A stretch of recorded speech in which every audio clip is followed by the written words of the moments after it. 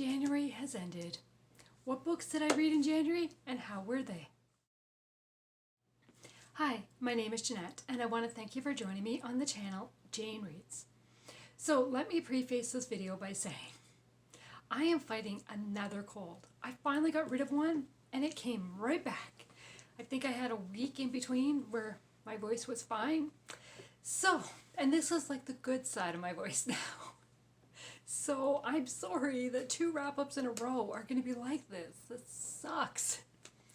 But we're gonna make it through. And my throat is hurting today, so I'm gonna try to do this as rapid fire as I can. But I have 10 books to talk about, and I actually have a physical copy of all 10 books. Now I did not read them all physically, but I have the physical copies. Okay, so I have piled them in size order because I have some small ones, and then my rating order. So that's the way I'm going to talk about them. Okay, so the first one is my smallest book, which is Mountain Abduction Rescue by Darlene L. Turner.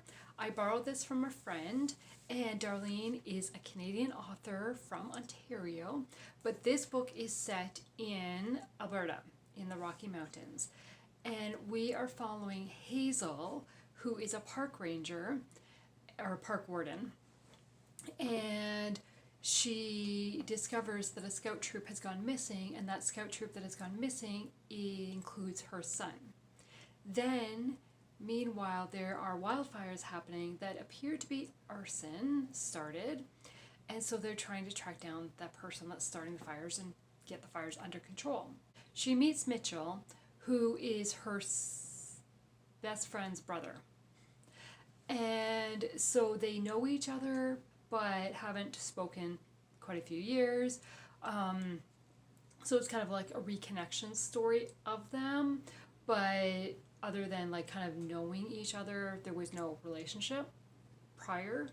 So they're working together to try to find this scout troop and try to stop the arsonist. But it appears that the arsonist knows what's going on. It's always one step ahead of them, like always knows where they're going to be next, what their plan of attack is. And it's very fast-paced. I mean, it is a short book. It is very fast-paced. And at one point, I was like, oh, I think that person's involved. But I couldn't figure out a motive behind it, or, you know, because of what's happening, it's like there has to be more than one person involved to keep ahead of them all the time, and I couldn't figure out the rest. So I was really engaged in this story and wanting to know what was going on. I really enjoyed it. I didn't care about the romance at all. Like, I mean, a romance does develop, but I didn't care at all. So I gave this book 4 stars. Okay, then we've got The Testament by John Grisham. I had really high hopes for this book because I'd heard a lot of good things about it. It just didn't do it for me. There was not, now, however, like the last John Grisham that I had read, I read the whole thing. It did not have situations in it that made me uncomfortable. It didn't have language in it that made me uncomfortable. There was a couple swear words that I can remember, but nothing too much. We are following Troy, who, at the very beginning, we meet Troy, who is an older gentleman, kind of on his deathbed, and hasn't lived the best life. He's a rich guy, has 3 ex-wives, 6 children, possibly other children, and he's kind of a little bit vindictive to his family members. Now, the kids, the Hares, they expect him to leave all their money to them, and they just blow it. They were given, like, I don't know how much it was. They were given a lot of money when they turned 21, and like 4 or 5 years later, it's gone, and it's kind of like, really? Like, they just blew it. And so they weren't the greatest characters either. So once he dies, finds out that $11 million has been left to this daughter that nobody knew he had. And so now it's up to the lawyer to try to find this daughter. This daughter is working as a missionary in Brazil, and they don't know like where exactly she is, so they have to try to track her down. And So we're following like the trek through the jungle of Brazil during the rainy season and trying to find her and kind of all the encounters they have and mishaps along the way. I was kind of interested in that, but at one point it was kind of like, okay, I'm done. I just don't care anymore. However, I really liked Rachel, who is the daughter, and kind of her response to this and the ending. I loved the ending, the way it ended. Because we also see the lawyer, the main lawyer who is trying to track her down, is not a Christian. He's just come out of rehab for the fourth time. And so he has an alcohol problem, possibly drug problem, just, he's divorced, he's struggled through life.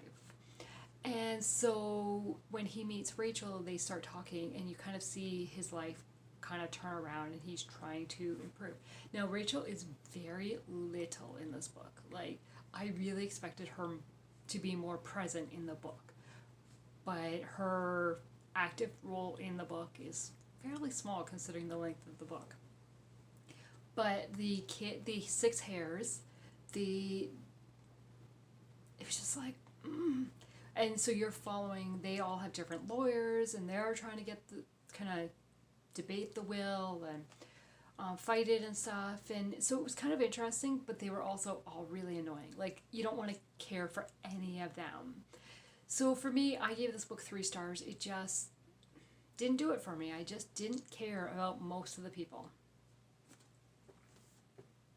Okay, then we have Jimmy by Robert Whitlow. So this was a reread for me, but all I remembered going into it was, oh, that was a really good book. And I remember it being emotional, but I couldn't remember why I remembered being emotional.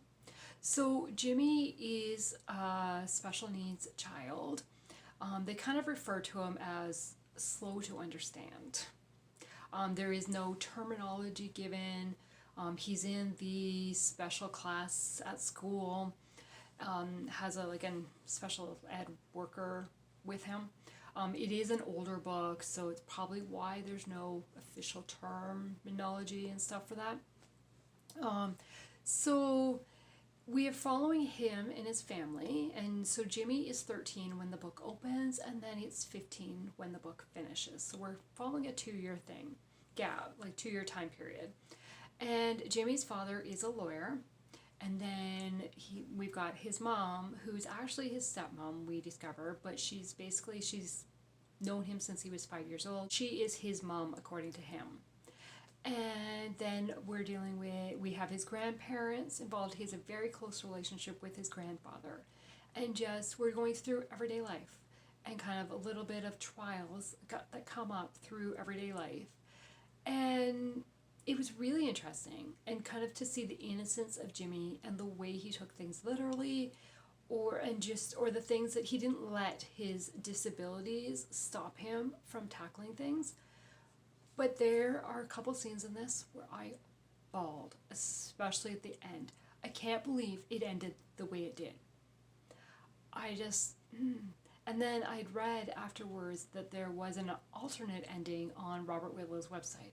So I went and read that alternate ending, and I don't know if I'd say it was better, but it was nice to have kind of 2 perspectives of a possible ending. Like, you've got the one that's in the book and then another way that it could have ended. I don't know which one I would have been happier with, knowing this one, but either way, emotional. I got attached to these characters and wanted to know. And so Jimmy's father is a lawyer, and there is a court case going on where Jimmy is a witness at the very beginning, and then kind of there's another case that happens and the family gets involved again. And I was really invested in that side and really interested in it. I think that's what really kept me going, because there's also another scene or another section of the book where Jimmy becomes an equipment manager for the high school football team, and football and me do not get along. So there was kind of some scenes and happenings there that I was like, I have no idea what's going on. I just don't. But I loved the characters. And as I said, by the end, I was an emotional mess. So I gave this book 4 stars. Okay. Then I have All Right Here by Carre Armstrong Gardner. This is the book that I did a reading vlog on, so I will link that in the description below because I go into a little bit more of my thoughts in that video. This is the one that I read for my January prompt of Start a Series. It is book 1 of the Darlene family series, and I didn't like these characters. There was none that I was really rooting for. Well, I shouldn't say that. I did like the 3 children that Ivy and Nick take in their home as foster children, and their story, like why they end up in the Ivy and Nick's home to begin with. I did like that. Like I wanted things to improve for them, and it was like really, like it was so sad for them that I wanted things to improve. But just Ivy and Nick, their reactions and responses and treatment of each other, they are a married couple, but for the majority of the book it feels like they're just roommates going, and Ivy's like, well, I'll take the kids in and I'll just tell Nick I'm doing this. Like they don't talk things out at all. And I had high hopes because I spoiled myself on the ending. I'd read the last paragraph by accident. I was trying to figure out how many pages this was and where it actually ended. And so I was like, oh, it's going to go there. Okay. So then I kept going, and we go from hardly talking to everything's like having weird feelings. Everything's resolved, but there was nothing in between. Like, how did we get from here to here? Like, it just jumped, and yeah. Then there was a couple other things that I just couldn't get behind. Yeah, I gave this one 2 stars because I just didn't, and I do have book 2 of the series, but I don't think I'm going to continue it. I think I'm going to unhaul that. But, well, I haven't fully decided on that, so we'll see. But there was just none characters that I really liked. Okay, then we have a nonfiction, The Cross-Examination of Jesus Christ by Randy Singer. This is fictionalized and nonfiction. So chapters 1 and the beginning chapter and the last chapter, it's a fictionalized story of the trial of Jesus going in front of Pontius Pilate, and then kind of Pontius Pilate handing him over for crucifixion, and then the end is the actual crucifixion scene. We're seeing it from a Roman soldier's point of view, or reading it from a Roman soldier's point of view, and so that side of it is fictionalized. It takes from the scriptures, but more of like a biblical fiction. Then the middle chapter, so the rest of the story, or the rest of the book, is just kind of the life of Jesus and the actions, and so the apologetic side, like digging into that and what does that show us and what do other people say about that. And nonfiction is hard for me to begin with. I don't enjoy reading a lot of nonfiction. And the first chapter was emotionally disturbing. Now, the crucifixion is emotionally disturbing, but the way that it was detailed and stuff, I mean, it's harsh in the Bible, we see it, but I don't know, it felt harder in here when I was reading it, and it really opened my eyes I don't know, I want to say opened my eyes of what Jesus went through, but made me really think about what the flogging was like, what the crown of thorns was, and it was just, which is why it was an emotional, disturbing to read, because it was like, But the things that Jesus went through for us, and the way he responded to what he was going through, like, yes. And the middle sections, I enjoyed how Randy Singer included some of his personal experience, some of his times in courtrooms, cases he dealt with, and kind of incorporated them into showing different things about.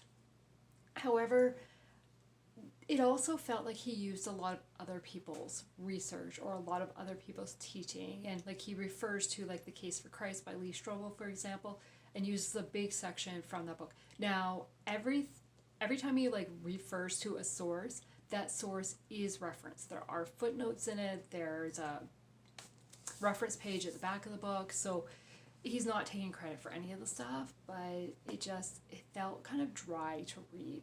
Now, I did read it slowly, one chapter at a time in between fiction books, because I could not sit down and read it back to back. Like, I couldn't.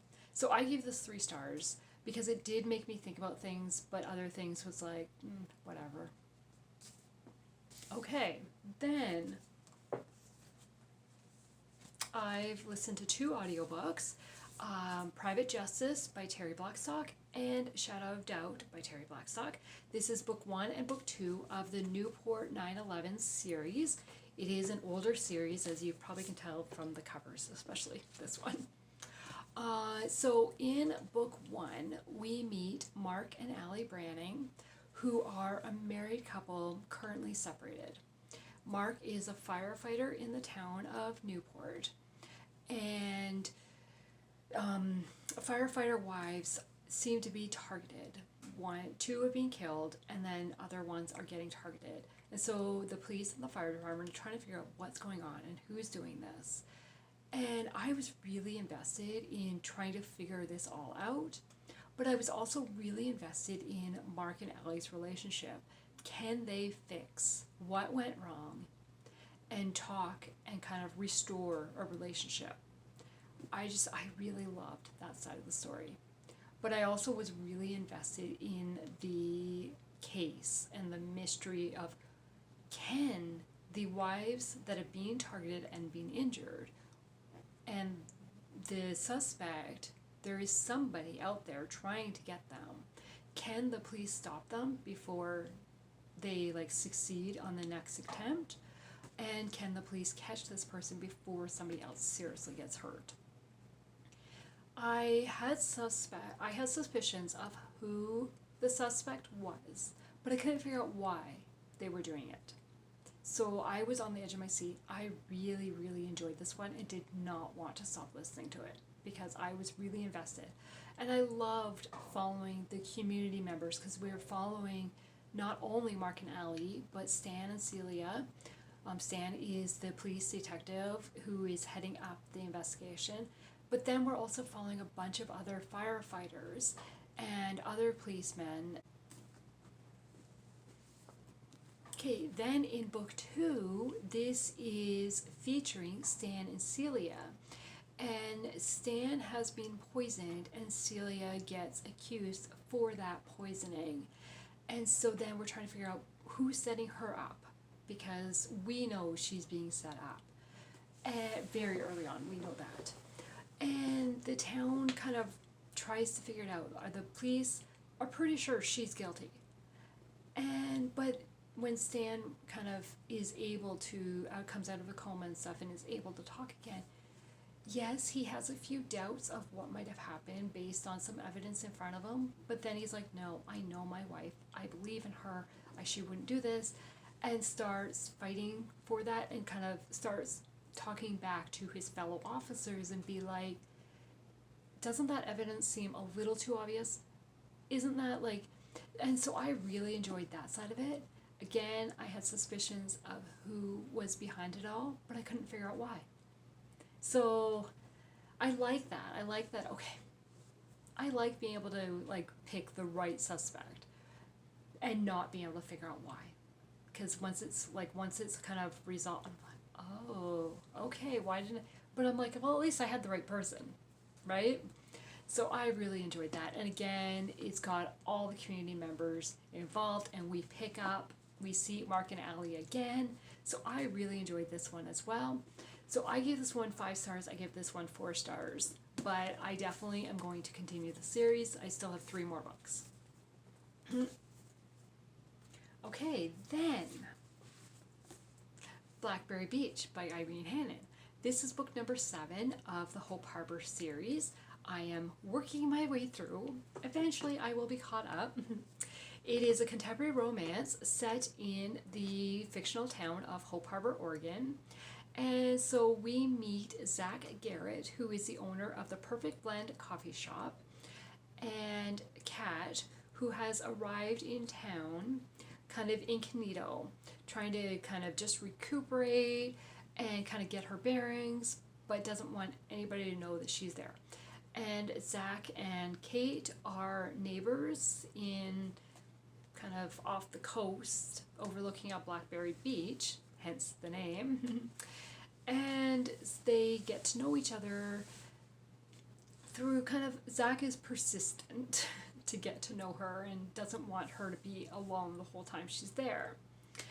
And then we have Charlie, the taco maker, taco truck owner, taco whatever, who knows Kat from previously and is always around giving wise advice to members of the community. We do see a couple other members of the community, not a ton, or they're kind of just mentioned by name sometimes that we have met in previous books. And there was a mention of a character from book number 1, and as soon as she was mentioned, I was like, hey, I remember her. Like, yeah, and she wasn't even a main character in book 1, so that was fun. But in addition to getting to know Zach and Kat's story, Zach's aunt Stephanie comes to visit, and their romance develops for her. And so I loved having 2 romances to root for. And will the pursuers be able to encourage the other ones to kind of reciprocate feelings or take a chance on them? And I really enjoyed this story. Now, Kat is making chocolates in her house, is becoming a chocolatier, basically, is working, like it's a hobby for her. She's making chocolate truffles, and there's a lot of references to that. And as someone who does not eat chocolate due to an allergy, and it was like, I just don't care. Like, it just, I don't know, she could have been doing anything, right? But I think if you have a chocolate sweet tooth, I think this will make you want to eat chocolates. I really think it will. But because I don't have that, it didn't affect me wanting any sweets. But it is referenced quite a bit throughout. And then again, we're seeing the Helping Hands ministry that has been very active in the other books, kind of the new tasks they're taking on, and we see some characters through that, and I really liked this story. And we're seeing like kind of discovering what God wants for you, like kind of following his direction, trying to listen to him. And is it about money? Is it about fame? Is life about happiness, contentment, and then reconciliation with family? And I really liked his characters. So I give this book 4 stars because I was invested in the story. Okay, so the next one is Embers in the London Sky by Sarah Sundin. I received an advanced reader copy of this from Revel. And so thank you for that. I'm so excited to be able to add this to my shelf because I really enjoyed this, and this cover is just beautiful. So this book releases on February the 6th. We are following Alida.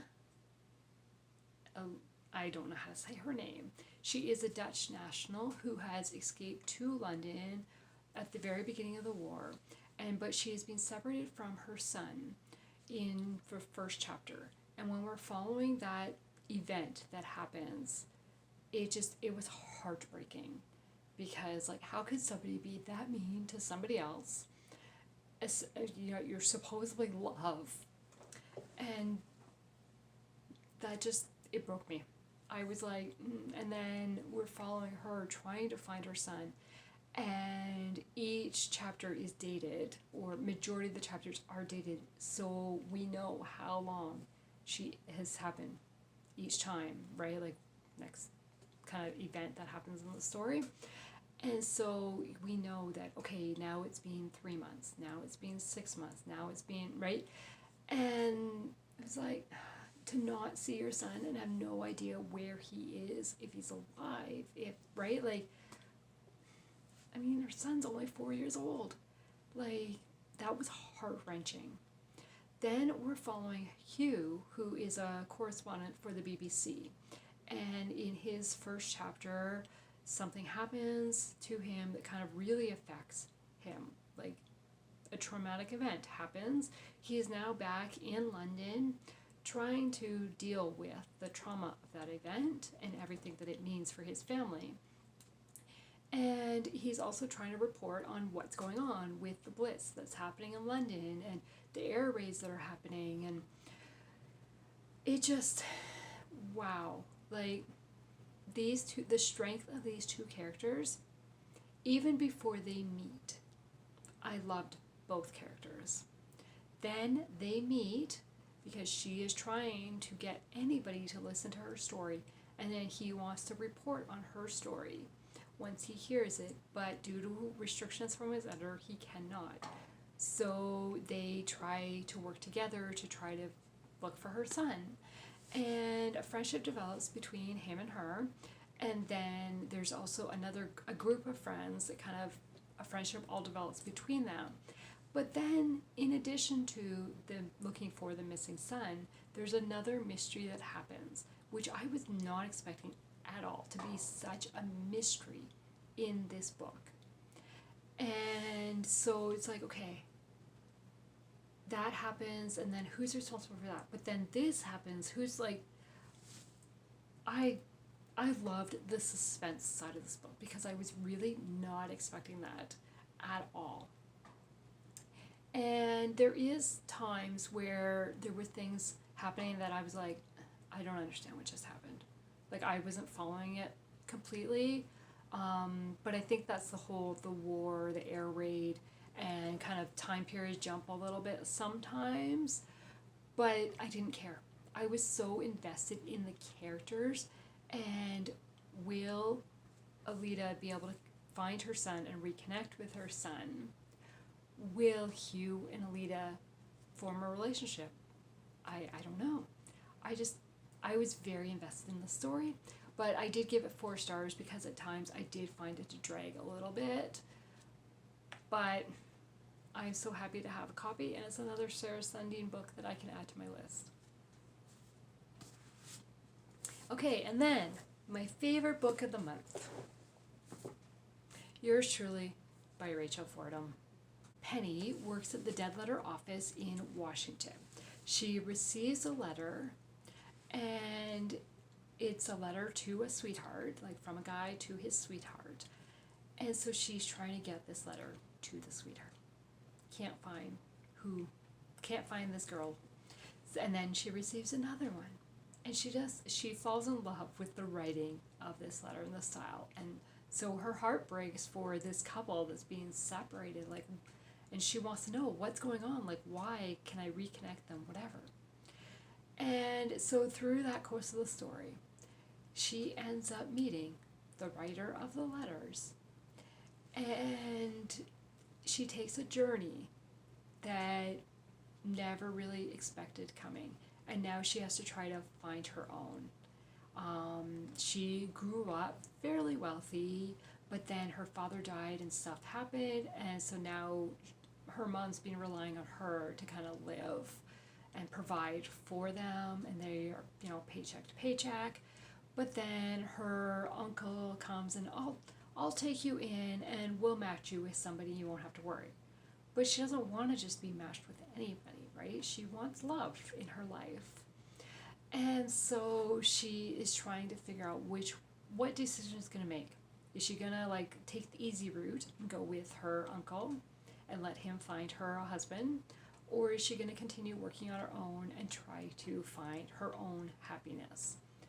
I loved the town that she arrives in. I loved it. The town, the community members, I'm not going to say the name of it because I don't want to ruin other stuff. And maybe, I don't know, this is only my second Rachel Fordham book, so maybe it wouldn't ruin other stuff if you've read other Rachel Fordham books, but I'm not going to say anyways. Read it to find out. But I just loved the community members and the way they kind of embraced all the newcomers to town and the friendships and the support. And just, I loved following Penny and just watching her discover and decide what to do. And there are so many scenes in this that just made me laugh so much. it just a full out laugh, because they're just funny. And now they would have been really embarrassing, and they were embarrassing for Penny, but they were funny. And when she looked back at them, she could see the humor, and the romance was just heartwarming. I just loved it. And I mean, there is letters in it, and we are reading letters, and I love letters. So yeah, I loved this book. I don't know what else to say. So those are the 10 books that I read in the month of January, with Yours Truly, Thomas by Rachel Fordham being my favorite. But there are some really good reads as well. So please tell me, what was your favorite book from the month of January? I'd love to chat in the comments below. I want to thank you for taking the time to watch this video today. I would love it if you would like and subscribe to my channel and follow for more videos coming. Have a great day. Bye.